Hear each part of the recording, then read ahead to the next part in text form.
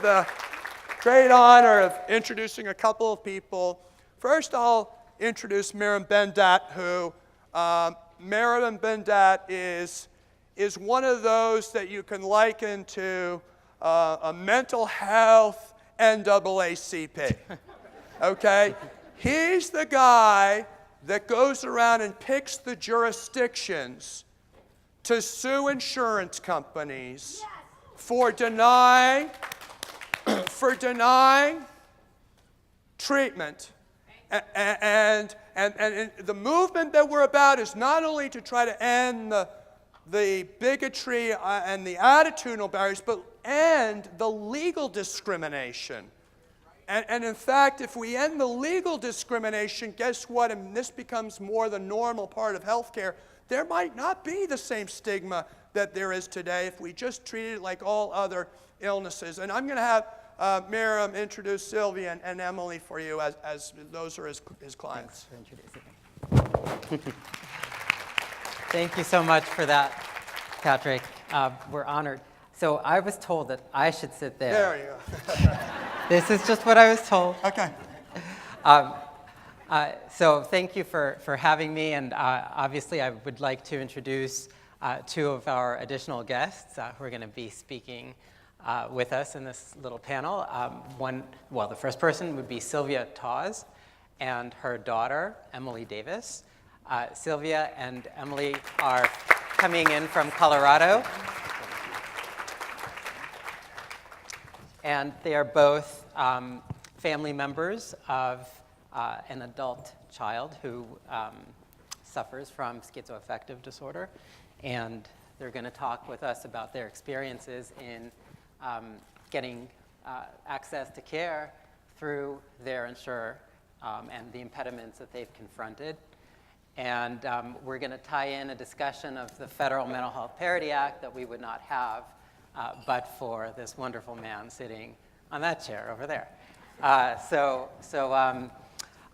will moderate, and I guess we can save some time for questions at the end if they come up. Just because we're trying to keep it in a moderated format, we're probably going to hold off on questions during. But you guys are certainly welcome to chime in at any point. So why don't we start with Sylvia and Emily introducing themselves and telling us about how it is that you are connected to the mental health movement, so to speak. Organically, as we say in Boulder, Colorado.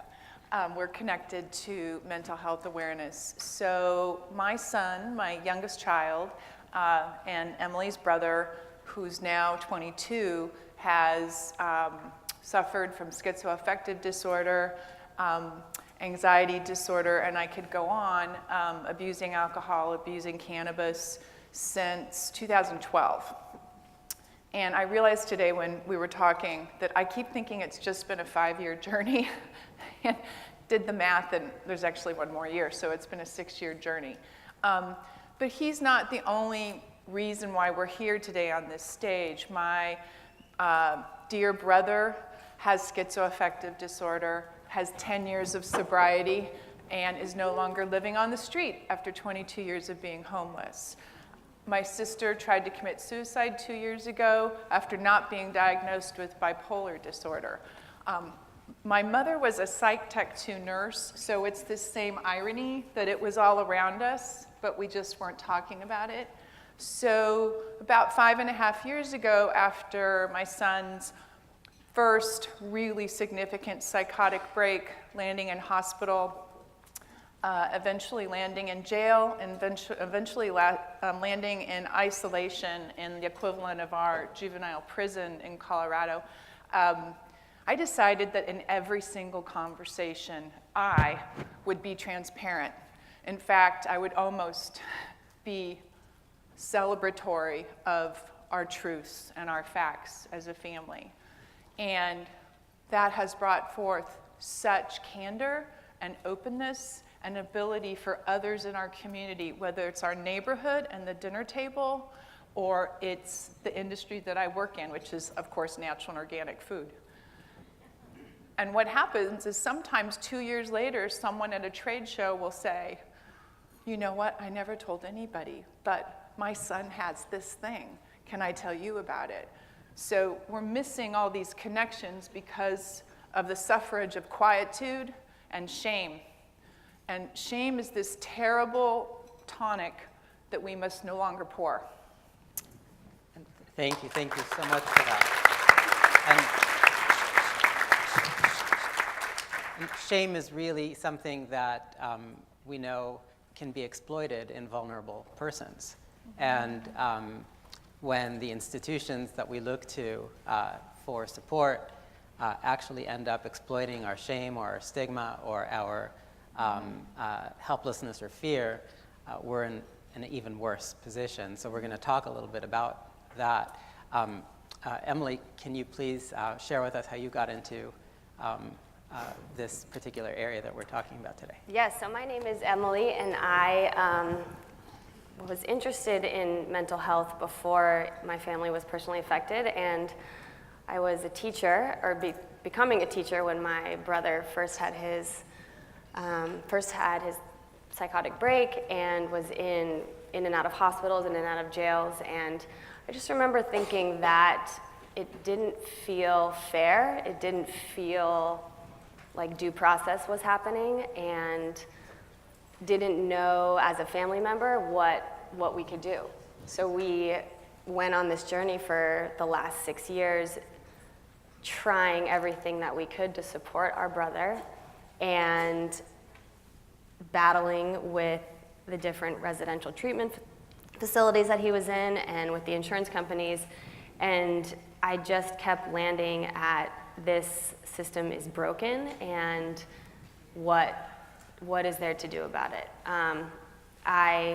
As a teacher, I was exposed to a lot of mental health concerns with my students and with the students in my school.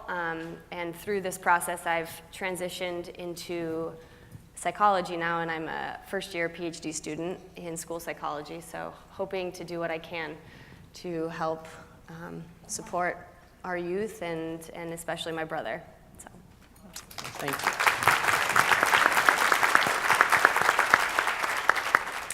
So, Sylvia and Emily, in 2016, your son and brother was, at least as of the spring, either in the emergency room or in the hospital for at least 34 days or so in a 70-day period. And at the end of May of 2016, he was involuntarily hospitalized after assaulting a family member due to, or when in a psychotic episode. Mm-hmm. Can you describe for us what happened, somewhat in the condensed Cliff Notes style? Essentially, my son had been discharged from a residential program in North Carolina of great repute, and they have done wonderful things for my son, but this was on the week of spring equinox. On the day of equinox, March 21st, ER rooms staff up around the world because what happens to people with bipolar in particular. He was discharged because he had said some threatening things to one staff member, and in front of the community of about 100 people, half of them residents, he was picked up by the police unceremoniously. He was handcuffed once again. He was taken to an ER at a hospital that had no behavioral health. And so I was once again in the position of scooping up my son, trying to figure out where we could bring him. We brought him home, and in trying to find another facility for him, and having great challenges at finding any residential program that was in network for United Healthcare anywhere in the country, my son quickly devolved, not being in a supportive 24/7 program. He's a 6'2", football-playing, extreme mountain skiing kind of dude, strong, has a 96 percentile IQ, can talk himself through almost anything at this stage. But with schizoaffective disorder, the bipolar type, when he has mania, it's aggressive, it's highly agitated. I'm sure people have experienced it in this room. It's as if someone has taken over my son's body, and then he becomes verbally threatening and sometimes physically threatening. So how we landed at this place is that he we have a farm, of course, Boulder, Colorado, 30 acres, organic flowers and vegetables. And he started following his father, the farmer in the family, around everywhere on the 30 acres and would stay right at my husband's kind of ear. Just so racing thoughts, so detached from reality. And then my brother, who's a 6'4", big football player kind of guy, starts cluing in that is really not just teetering on psychosis, but is in full psychosis. So what ensues is that my husband actually manages to peel himself away long enough to let me know I need to call the police. And this is all in the back fields. This isn't like in living room, right after supper. This is during workday. And my brother starts to get highly agitated himself because, of course, he also has schizoaffective disorder, but he's on Seroquel and on his meds. Fast forward, my son starts a fight, physical fight, throws the first punch. My brother catches the punch. They end up in a classic tussle, and the police arrive. And this is not the first time. Like, when you're on a first-name basis with two of the officers, and they know your story, and they know your dog's name. You've got some history. So there were 9 police, 3 cars, one of them a canine car, out in the front yard. Also, the neighbors now knew about this because I'd been pretty transparent, so they didn't even show up anymore or crook their heads asking because they was like, oh, it's going on. Their son's having a psychotic break again, which is easier than all of them coming and not saying anything, I'll just add. So he was tasered 14 times. He was put in restraints. He was put on a belly belt. He was taken in an ambulance instead of the police car. The police had to do what they had to do. The police report, any mother in the room, I always went and asked for the full police report. I always wanted to keep it on file. That just kind of rips through a certain layer of one's soul that I want to stop. So he kept telling the police that he didn't feel the taser, that they were lying, they weren't tasering him.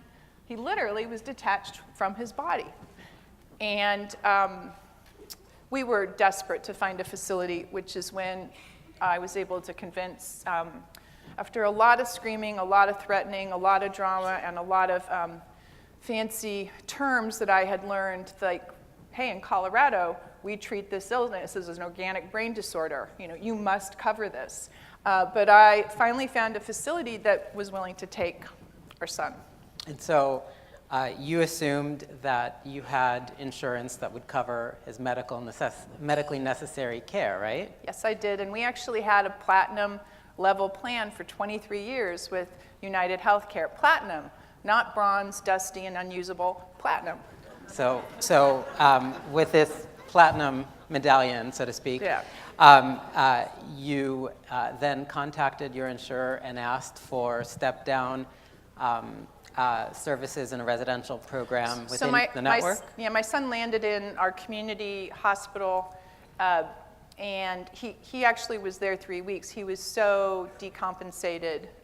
He was almost in a coma state for the first week, but he was there 3 weeks. So it was a very overt situation. He was completely needing some kind of care beyond the hospital that wasn't home.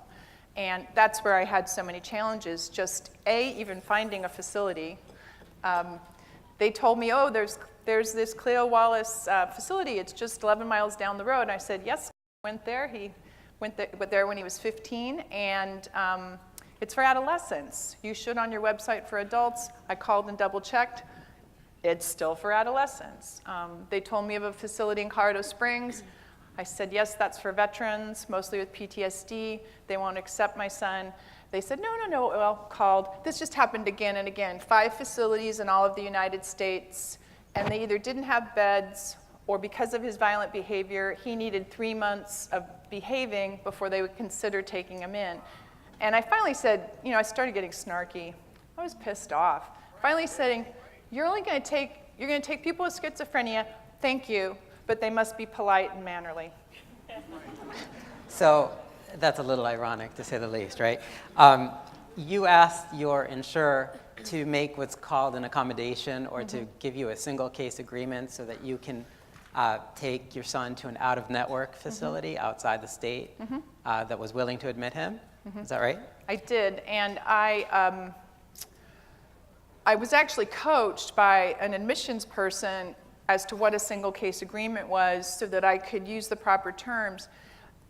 But that, just laying out your case and having the police reports, which I was emailing PDFs of the police reports, I was trying to show the drama and the immediacy, wasn't enough.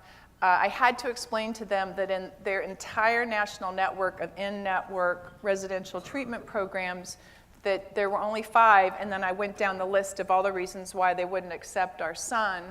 And I had to threaten, which is not my natural nature, but I had to be, I kept seeing myself as Norma Ray for my family, and say, if my son is discharged from this hospital and he is not in 24/7 residential care to help him in recovery, and he hurts somebody, anybody, I will sue you.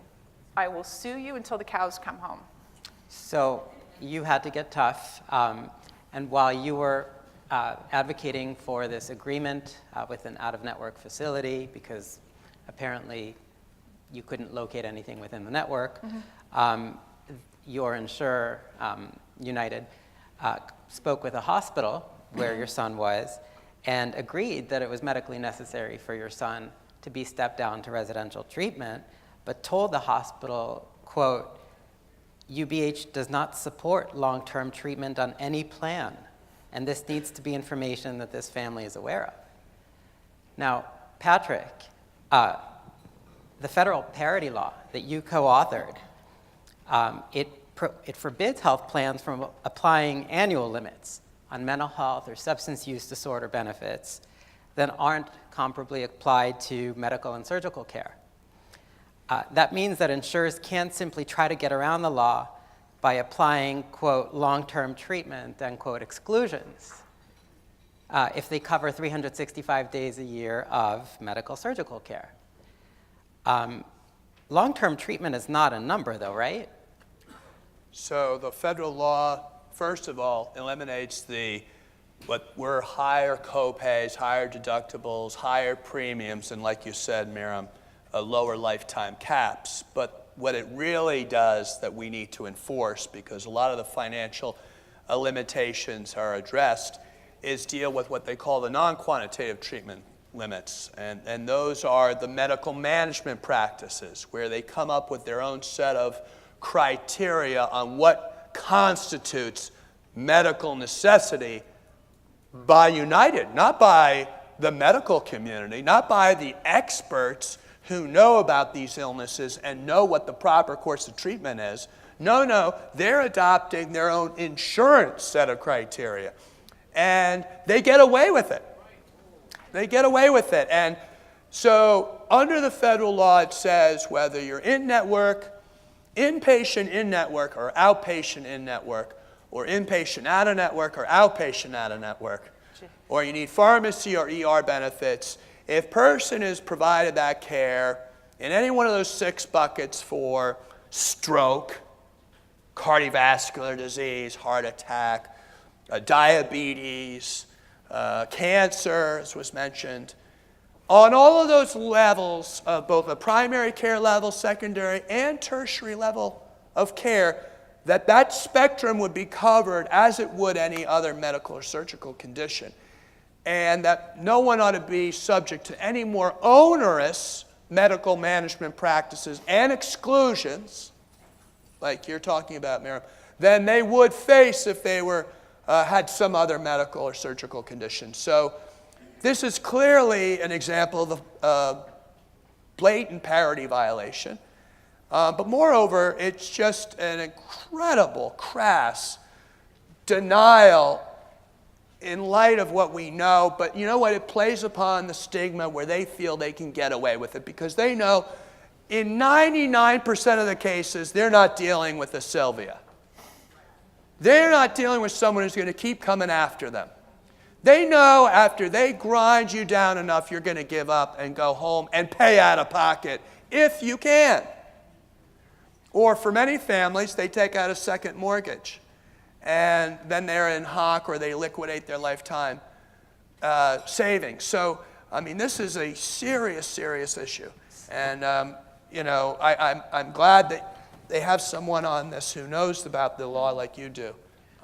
Can I just say that Emily and I, it's really important to our family to share that we realize we are not rare, that this is all too common. Our story is all too common a story, whether you choose to talk about it or not. And Emily having to drop everything as a teacher to go help me pick up her brother from one program to another is not an unusual story. And our family liquidating, as we counted it up last week, my husband and I, about $240,000. And we are so not 1%. We are completely solid working middle class folks with 3 small family businesses. And we have 2 refis on our house, and it's a 30-acre farm. And we are putting it on the market to sell it because we're done. We're liquidated. So this is not just those with a mental illness, our loved ones. This affects the whole ecosystem of a family and our communities. And I believe our greater society. And we must not just be humane to animals, we must be humane to humans.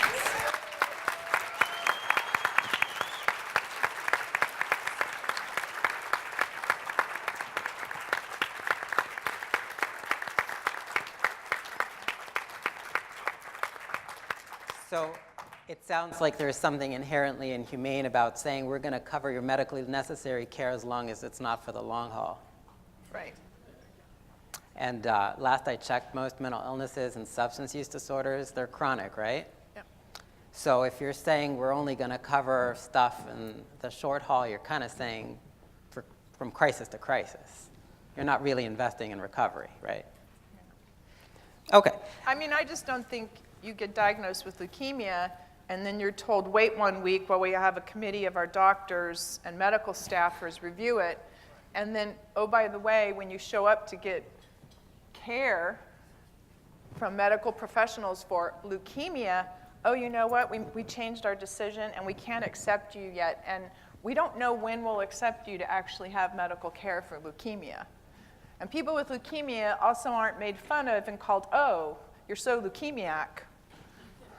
Well, all true. And important points that we need to remind, again, the industry and not just the industry in terms of managed care companies that apportion care, but the regulators and the funders who contract with these insurers to provide that service, right? I mean, this isn't just a Sylvia one-stop shop or Sylvia and her lawyer or Sylvia and her daughter.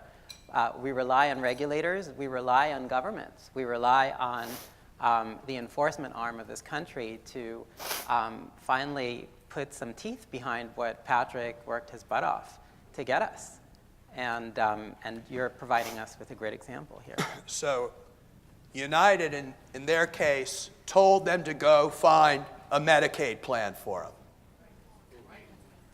One, because Medicaid programs are better, but the mere fact that this shows the cost shift where the insurance industry is leeching off the corporate subsidy of America's insurance industry because your tax dollars are going to fund the Medicaid programs so that they can make a bigger profit because they shift the expenses to the public while they take all the upside. That's a fact of life.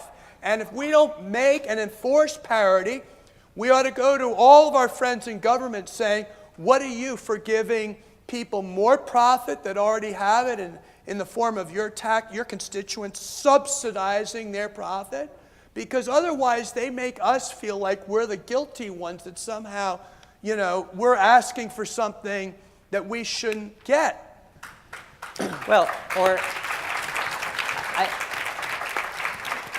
I believe you were called, that some messages were left for you after your son was in treatment They're still on that cell phone over there. I Was save a lot of things. was in treatment for just 12 days at this residential facility, and then the axe fell. It was time to move on to what your insurer thought was partial hospitalization, which is an outpatient level of care, presuming that I guess he could move in with you, or that you would fork the bill for. This is 1,300 miles away from our house.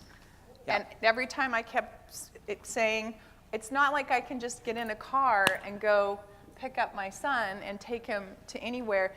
Yeah, it was the kind of torture drip by drip. Like first he had 12 days, then I believe it was 8 days, then it could only be 6 days. And at a certain point, somebody at this facility, Pasadena Villa, told me about an attorney who specialized in this. And since you've already been outed that we've been your client by Patrick, and so I had Myram's name, and I called him as I was leaving work because I only had what I thought was 3 days left for my son in this one kind of place that represented salvation, not just for him, but for all of us. And you said, are you driving right now? Because yes, I was indeed driving and talking at the same time. And he said, pull over, because you need to write this down. And that was the first time that I felt like I started to have anybody in my corner outside of a higher power, anybody in my corner that could give me the facts, the language to use, the smart pathway that I didn't even know was a pathway through insurance commissioners and regulators. So, thank you. Thank you. But I'm sorry. I'm I blush. super thankful. But that said, you know, Did I make you blush? Just a little.